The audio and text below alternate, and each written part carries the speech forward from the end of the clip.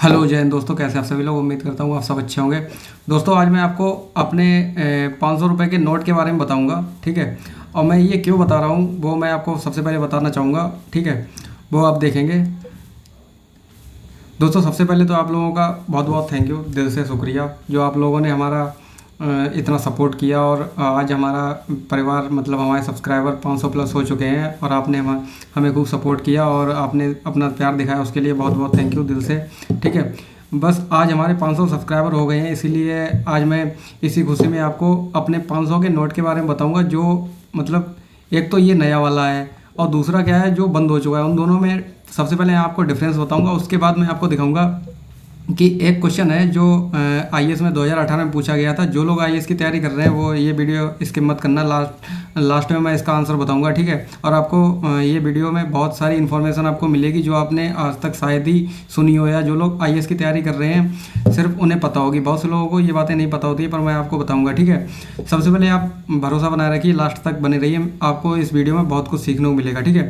मैं इस वीडियो में आपको इस 500 के नोट के बारे में इसलिए बताना चाहता हूँ क्योंकि सबसे पहले आज हमारे 500 सब्सक्राइबर हो चुके हैं, ठीक है। तो वीडियो शुरू करते हैं बिना टाइम वेस्ट किए, ठीक है।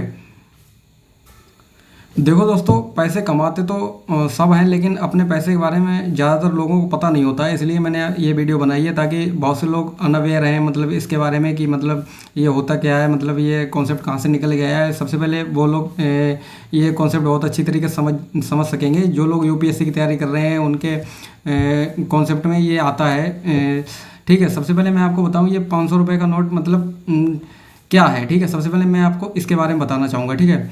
तो आपको मैं सबसे पहले जो अपनी पहली स्लाइड पे ले चलूँ, आप देखेंगे यहाँ पे जो अपना ये नया वाला नोट है, नया वाला, ठीक है। कुछ लोग जानते होंगे ये पुराना वाला नोट है जो अभी बंद हो चुका है, ठीक है।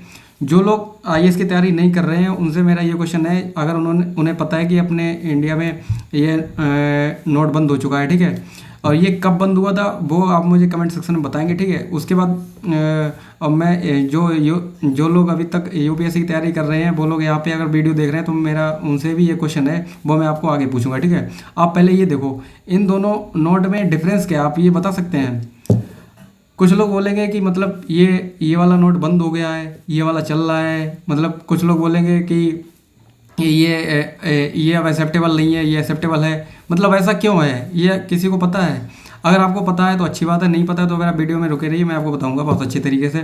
सबसे पहले आप ये देखो, अगर आज हम 2026 की बात करें, मतलब 2016 में ये नोट बंद हुआ था, ठीक है। 10 साल हो गई हैं, मतलब हो जाएंगे अभी। तो आप ये देखेंगे कि ये वाला नोट है ना, आज की डेट में ये मान लो बच्चे जो मनोरंजन बैंक वाला नोट खेलते हैं ना उसी के बराबर है। क्यों है वो आप देखो। सबसे पहले आप ये देखो, जो ये वाला नया नोट है, जो ये नया वाला नोट है, ये किस कैटेगरी में आता है, और ये वाला नोट है ये किस कैटेगरी में आता है, और ये चालू क्यों है, ये बंद क्यों है, मैं आपको सारी बातें बताऊंगा, ठीक है। आप बने रहिए मेरे साथ। सबसे पहले मैं आपको एक चीज़ बता दूं, एक मिनट मैं एक स्लाइड ले लूँ उसे समझाने में। देखो यहाँ पे सबसे पहले आप ये देखेंगे, आप जो लोग तैयारी कर रहे हैं यूपीएससी की उनसे मेरा एक सवाल है। आपने सुना होगा एक होता है फिएट मनी और एक होता है लीगल टेंडर। ये फिएट मनी और लीगल टेंडर होता क्या है सबसे पहले आप ये देखो, ठीक है। वो मैं आपको बता रहा हूँ ये होता क्या है। आप देखेंगे फिएट मनी क्या होता है। जब भी आपसे ये कोई पूछे, सबसे पहले मैं आपको एक बात बता दूं कि जितने भी अपने पास सिक्के हैं, कॉइन्स हैं, जितने भी हमारे पास कॉइन्स हैं, 1 रुपये का कॉइन है, मतलब 2 का है, 5 का है, 10 का है, जितने का भी हमारे पास कॉइन है, वो सारे कॉइन्स हमारे गवर्नमेंट ऑफ इंडिया के हैं। मतलब हमारी जो भारत सरकार है वो इशू करती है, ठीक है, जितने भी कॉइन्स हैं। और 1 रुपये का नोट है, जो आपने देखा होगा 1 रुपये का जो नोट है ना वो गवर्नमेंट ऑफ इंडिया के द्वारा है। लेकिन बाकी जितने नोट है, जैसे 5 का नोट है, 10 का नोट है, मतलब 50 का है, 100 का है, अभी 2000 का बंद हो गया, वैसे 500 का है, जितने का भी नोट है, जितने भी हमारे पास नोट्स हैं, मतलब जो हमारे पास पेपर की फॉर्म में जो आपके पास पैसा है, वो क्या है, वो हमारे पास आरबीआई के द्वारा जो इशू होता है उसका है, ठीक है। अब मेरा जो आईएएस के तैयारी कर रहे हैं उनसे मेरा एक क्वेश्चन है कि जो 1 रुपये का नोट आता है ना, उस पर गवर्नमेंट ऑफ इंडिया के मतलब साइन होते हैं। मतलब यहाँ पे आरबीआई का गवर्नर साइन नहीं करता। आपने देखा होगा 10 रुपये का नोट है या आपका 500 रुपये का नोट है, आप देखना उस पर गवर्नमेंट ऑफ इंडिया के नहीं, रिजर्व बैंक ऑफ इंडिया के मतलब जो गवर्नर साहब हैं उनके साइन होते हैं, ठीक है। उनका नाम भी लिखा होगा, आप देख सकते होंगे उसमें अपने नोट में। मैं आपको दिखा दूंगा यहाँ पे, एक सेकेंड। देखिए आप यहाँ पे आपके साइन होंगे, ठीक है। आप देख लेना, यहाँ पे आपके पास नोट होगा। तो मैं आपको अपनी स्लाइड पर वापस ले चलता हूँ। हाँ, आप यहाँ पे आइए। जितने भी अपने पास कॉइन्स हैं ये सारे गवर्नमेंट ऑफ इंडिया के द्वारा इशू होते हैं, और जितने भी अपने पास नोट्स हैं ये सारे reserve Bank of India issue करती है, ठीक है। अब मेरा जो आईएएस की तैयारी कर रहे हैं उनसे ये सवाल है कि जो अपना 1 रुपये का नोट है उस पर कौन साइन करता है, ठीक है। सबसे पहला सवाल ये है, ठीक है। और मैं आपको बता दूं कि जो अपने पास नोट्स हैं इन पे गवर्नमेंट साइन नहीं करते, Reserve Bank of India sign करती है। मतलब रिजर्व बैंक ऑफ इंडिया के जो गवर्नर साहब हैं वो साइन करते हैं, ठीक, वो इशू करते हैं, ठीक है। अब ऐसा क्यों है वो आप देखिए। सबसे पहले मैं आपको ये बताऊंगा कि मतलब लीगल टेंडर क्या होता है, फिएट मनी क्या होता है। आप वीडियो के एंड तक बने रहिए, बहुत ही इंटरेस्टिंग फैक्ट बताऊंगा आपको जो आपने शायद नहीं सुना होगा, ठीक है। मैं आपसे पूछूं कि मतलब फिएट मनी होता क्या है। मैं फिएट मनी चिल्ला तो रहा हूँ, पर होता क्या है फिएट मनी। आप देखेंगे जितने भी अपने पास नोट हैं या जितने भी अपने पास कॉइन्स हैं, नोट्स हैं, मतलब कुछ भी है, कोई भी आपके पास मनी, मतलब हमारी मनी क्या है, इंडियन रुपी। मतलब जो भी आपके पास मनी है, मतलब ज़रूरी नहीं है कि यहाँ पे कॉइन हो, नोट्स हो, मतलब किसी भी फॉर्म में हो, पेपर के फॉर्म में हो, किसी भी फॉर्म में आपके पास अगर मनी है तो उसमें 2 कंडीशन होती हैं। जो भी आपके पास मनी है, चाहे कॉइन में है चाहे नोट में है, उसमें या तो आपकी गवर्नमेंट के साइन होने चाहिए। आपने देखोगे जो आपके पास नोट हैं उस पर government reserve Bank of India के गवर्नर साहब के साइन हैं, भाई उनके साइन होने चाहिए। या जैसे मान लो जब अपने मतलब पिछले उसमें चले जाओ, किंग होते थे, राजा महाराजा होते थे, वो अपना मतलब सिक्का चलाते थे तो उनके उसमें साइन होते थे या उनके उसमें फ़ोटो वगैरह होती थी। मतलब जिस भी गवर्नमेंट मतलब ये समझ लो जिस कंट्री का आपके पास करेंसी है, मान लो मनी है, उस कंट्री के जो गवर्नमेंट है उसके उस नोट पे या सिक्के पे या जो भी है उस पे गवर्नमेंट के साइन होने चाहिए, या उसके किंग के साइन होने चाहिए, या उसकी कॉइन के साइन होने चाहिए। किंग, कॉइन और गवर्नमेंट इनके साइन होने चाहिए, ठीक है, पहली बात।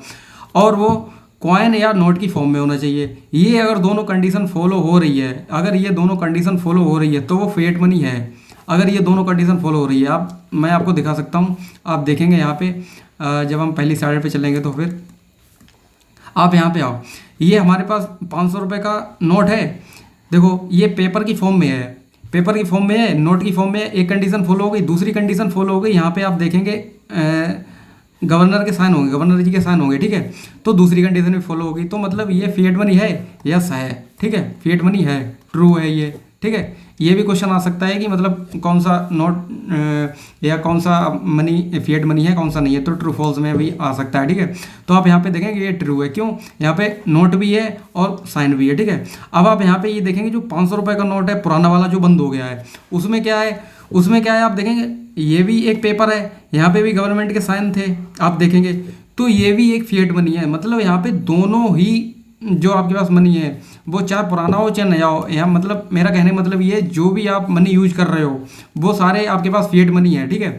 अब आप देखेंगे जो नकली नोट होते हैं उसमें क्या है, गवर्नमेंट ऑफ इंडिया के मतलब साइन नहीं होते हैं, मतलब वो नकली फर्जी वगैरह होते हैं, तो इसीलिए वो फिएट मनी ना होके फर्जी मनी में आते हैं, ठीक है। ये तो आपके कॉन्सेप्ट समझ में आ गया होगा फिएट मनी क्या होता है, ठीक है। अब मैं आपको बताता हूँ कि लीगल टेंडर क्या होता है। अगर आपको ये समझ में आ गया लीगल टेंडर क्या होता है, जब भी आपको ये समझ में आएगा इन दोनों नोट में डिफरेंस क्या है, ठीक है। अब मैं वहाँ पे इस स्लाइड पे पहुँच रहा हूँ। अब आप देखेंगे आपको अगर फिएट मनी समझ में आ गया तो फिर आप ये देखिए कि लीगल टेंडर क्या होता है, ठीक है। अगर मैं लीगल टेंडर की बात करूँ, इसमें भी 2 कंडीशन फॉलो होती हैं, ठीक है। एक कंडीशन ये होती है कि जो आपके पास मनी है वो फिएट मनी होनी चाहिए। और फिएट मनी कैसे होगी वो तो मैंने आपको बता दिया है कि फिएट मनी ऐसे होगी आपके पास या तो कोई नोट की फॉर्म में है या फिर आपकी कॉइन्स की फॉर्म में है आपके पास आपकी मनी, और दूसरा क्या है आपके गवर्नमेंट के साइन होने चाहिए, ठीक है। दोनों कंडीशन फॉलो हो रही हैं तो फिएट मनी, अगर फिएट मनी है तो फिर लीगल टेंडर पहली कंडीशन फॉलो हो गई। और दूसरी कंडीशन यहाँ पे क्या कह रही है, दूसरी कंडीशन ये कह रही है कि वो एक्सेप्टेबल होना चाहिए, एक्सेप्टेबल होना चाहिए। मतलब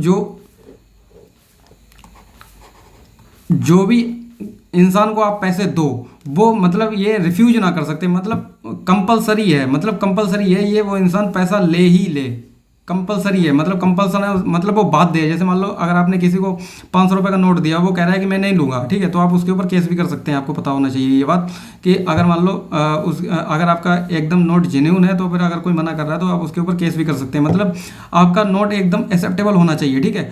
अगर आपके पास एक्सेप्टेबल है तो वो लीगल टेंडर है, अगर वो एक्सेप्टेबल नहीं है तो आपका लीगल टेंडर नहीं है, ठीक है। अब मैं आपको पहली स्लाइड पे ले चलूँ, आप देख सकते हैं यहाँ पे इन दोनों नोट में डिफरेंस क्या है, आप वो देखो। आप यहाँ पे ये देखो, मैं 1 मिनट ये इरेज कर दूँ।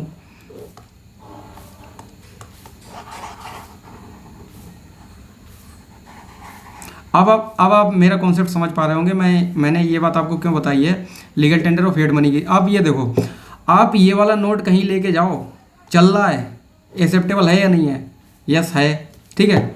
ये नोट है, किसी गवर्नमेंट के साइन है, यस है, मतलब फिएट मनी भी है और एक्सेप्टेबल भी है, दोनों कंडीशन फॉलो हो रही है, तो ये लीगल टेंडर भी है, ठीक है। अब आओ दूसरे वाले नोट पे।